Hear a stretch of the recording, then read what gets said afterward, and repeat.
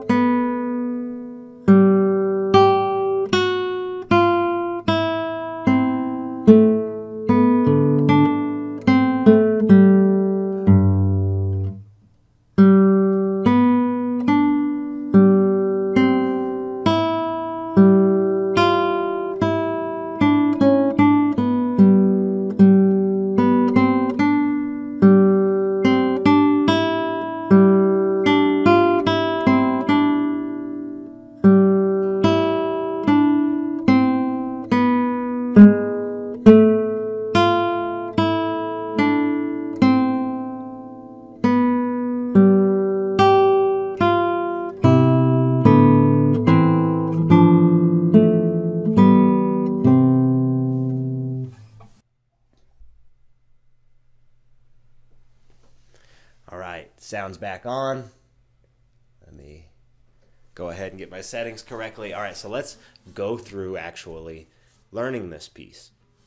Let me know how the audio was on that, guys. It's the first time I've ever played a pre-recorded video while I'm live, so let me know how it worked. I want to make sure it works, of course. So let's take a look at part 1.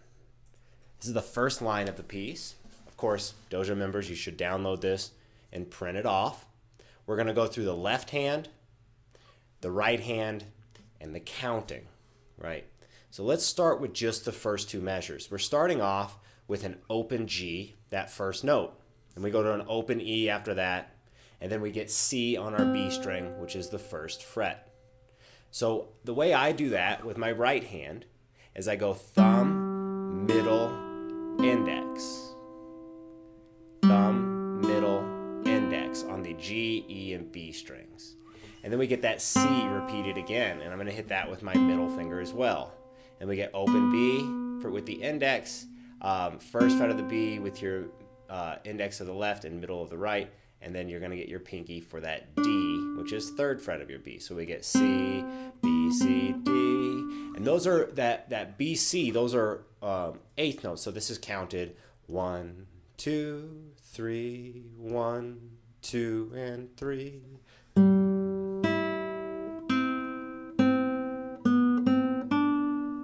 1, 2, 3, 1, 2, and 3.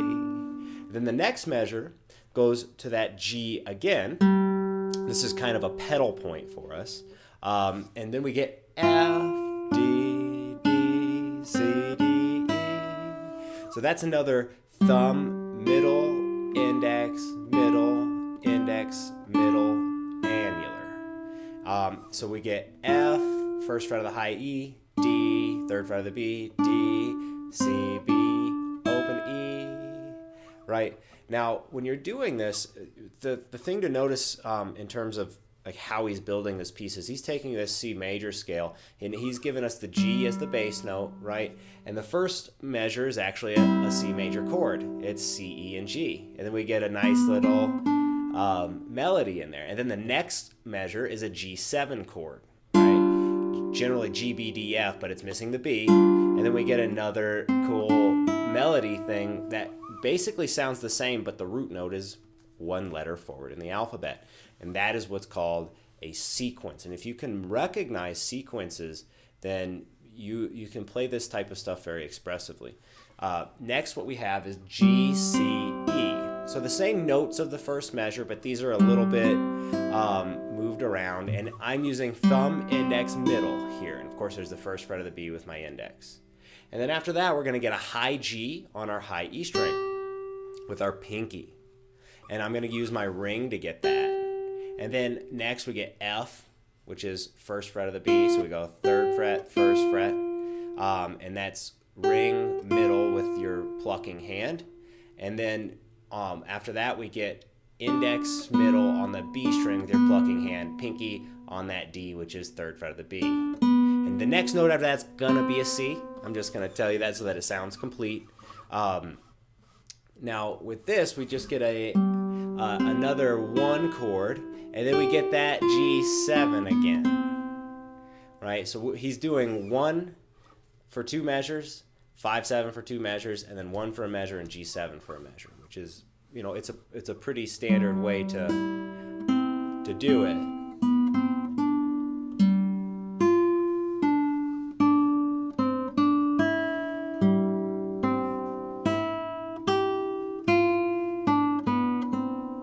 In that last measure, we have 1, 2, 3, and 1. So let's take a look at our next line. So there's our C that we ended with last time, right? And I'm getting that with my index. And then we get the open G again with the thumb, and then our high E with the middle finger. And then we're going to get a C sharp, which is not in key. Now what this C sharp is doing is creating a tension that makes us resolve on a D. So if we get, right, so it's kind of a strange sounding note, and you need to play it in a way that makes people feel a little bit tense, right? So we have that C, G,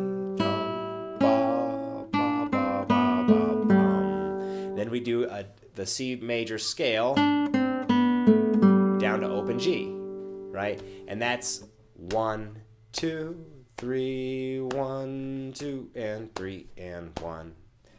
So that's what we get for the rhythm there. So what we get is, and then D, C, B, A, G, right? After that, we get an open G, just same thing from the beginning. Next, we're getting another similar measure, and then this one changes slightly. We have F, D, and it's actually simpler than the last iteration. The next measure is going to be a little more complicated, but let's just talk about the right-hand fingerings for those last 2 measures. So we have G with the thumb, index, middle, and then index, middle, index. You just see that it's a strict alteration there. So let's take a look at the next bit here. And I'll play the performance again at the very end of the video. So next what we get is C, G, E, D, B, C, C. So it's 1 and 2, 3 and 1, 2, 3. And of course we need to actually have silence with that rest. So our C, open G, open high E, and then D, pinky third fret of the B, open B, and then first fret of the B for the C, and that low C is third fret of the A. And with our right hand, we're doing middle, thumb, ring, middle, index, middle, thumb, and then rest. Just kind of lift up to get that rest. If you guys have any questions, please leave them down in the chat. Let me know how you like the live classical guitar setup here. Next, we're doing open B. This is the third measure.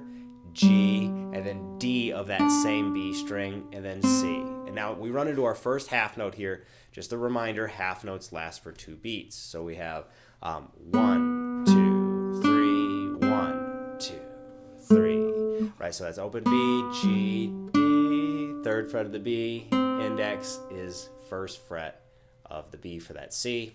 Next we get A, which is our second fret of the G, and then our open D after that, A, C, B. So C, 2, 3, 1, 2, 3, 1. Now with the right hand, there's something I'm doing here that's optional, so I'm just going to give you guys a heads up. If you want to do it, cool. If not, cool. So when we go to this A and then open D and then back to the A, I'm actually using my thumb to stop the open D again because I don't think it should ring all the way through. I think it's a one voice melody, so I try to kill anything ringing together too much, right? Optional. I think if you learn how to damp your bass notes and damp notes that you're playing, eventually your playing sounds much cleaner, but it's a difficult thing to learn how to do. So we're doing middle, index, thumb, index, middle, index, and then that's another half note, and then on the 3 of that measure we get open G again with the thumb, and then G, F sharp, F, E. That's just a chromatic run, and Fernando Sor was great at using these. It's just a and we can maybe consider those types of passages in classical music some of the earliest kind of bluesy sounding passages. But anyhow, moving forward, it's ring, middle, index, and then we're going to do middle again for this hand, the right hand. And then it's just pinky, second, index, open.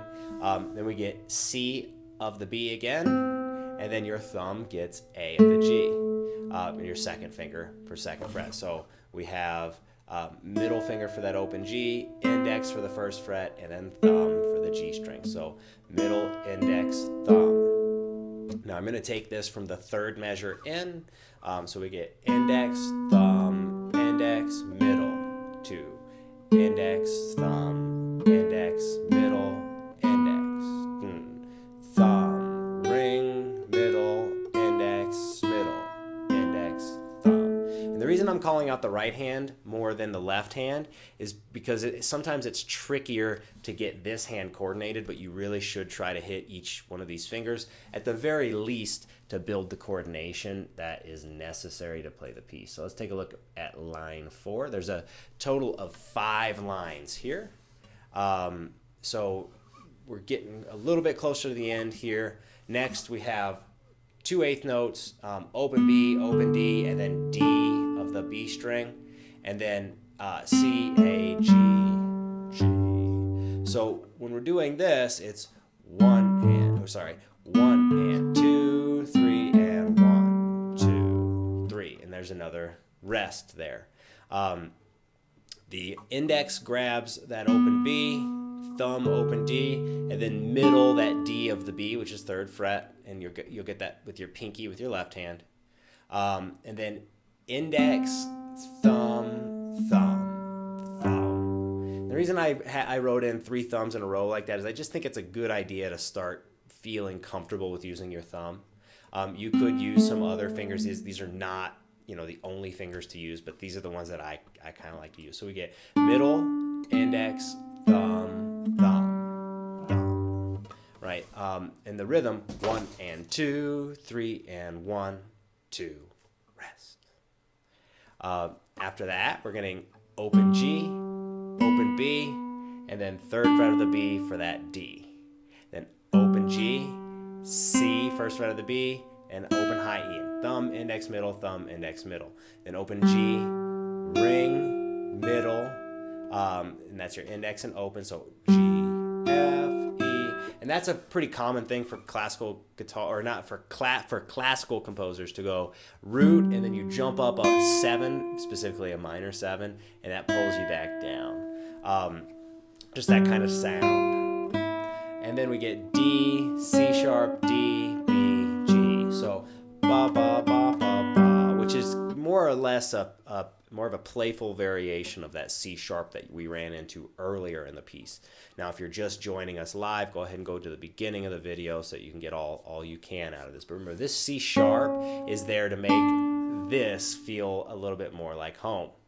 Now, the fingering for that, we go thumb, ring, middle, index for the right hand, this hand here, and then middle, index, middle,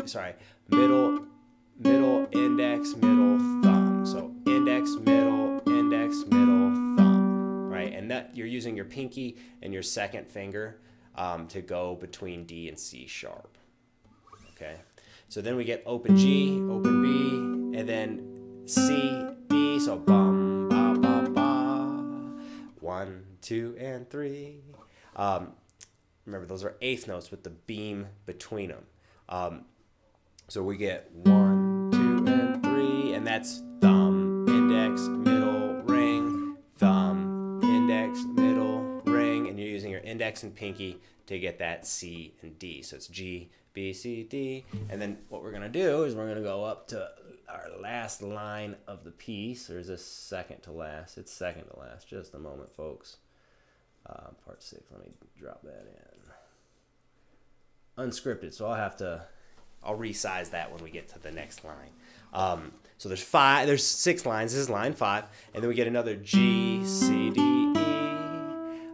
So that's thumb, index, middle, ring again, right? And that's that idea of a sequence popping up. We had B, C, D, and then C, D, E. So it's kind of like taking the same root, and then that bass note down there, the G, is kind of a pedal tone for us. Of course, index and pinky for the C and the D. Next, we're going to be moving to G, D, F, E, C, D, which is it just sounds so cool to me. It makes me think of like some sort of horseback riding or something back when, just that mental image it gives me. So pinky for the D, index for the F, and then open E, C, D. And again, we're using our index and pinky for the first and third frets. A lot of people are used to using the third finger. I think it's better to start by using the pinky. So we get 2,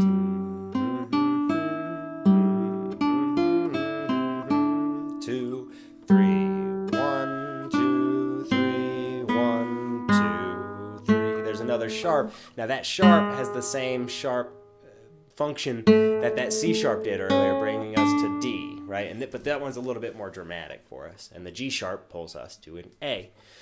So going from the third measure there, we have D.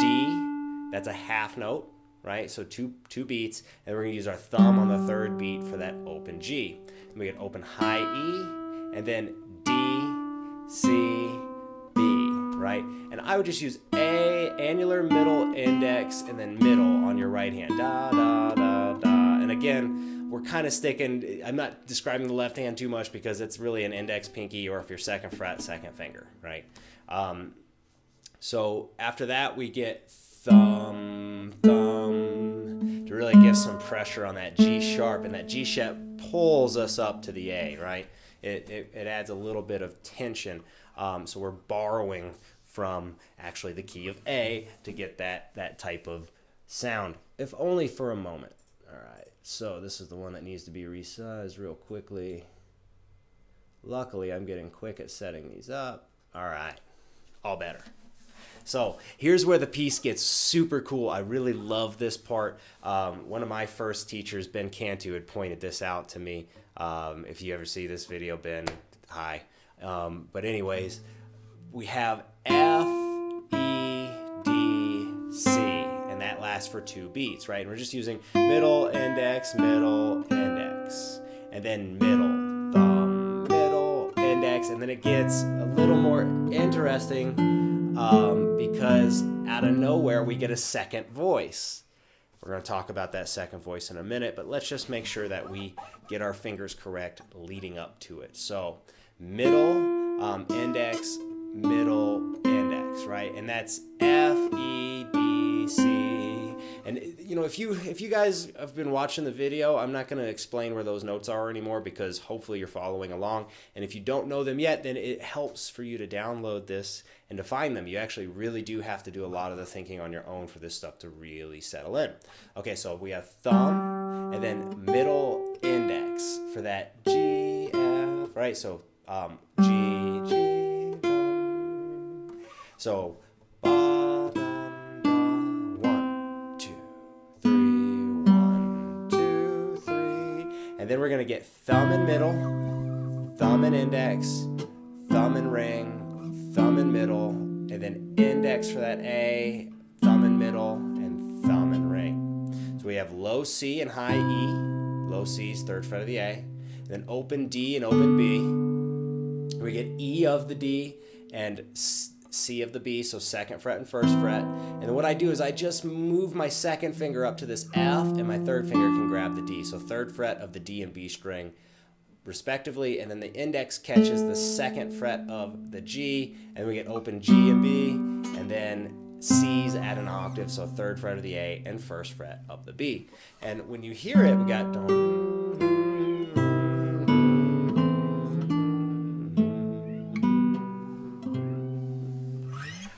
it's such a pretty piece. I love the way that ends.